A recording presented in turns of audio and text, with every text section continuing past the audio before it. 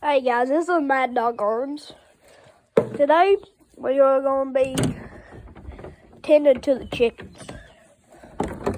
So right now I got them some scratch. Right here it has sunflower seeds, corn kernels.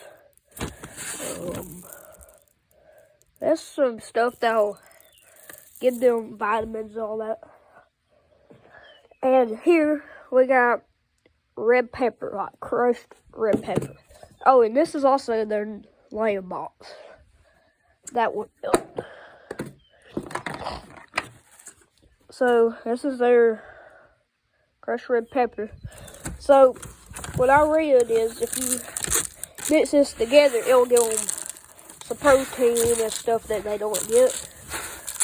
And I just put in this and the lid back over and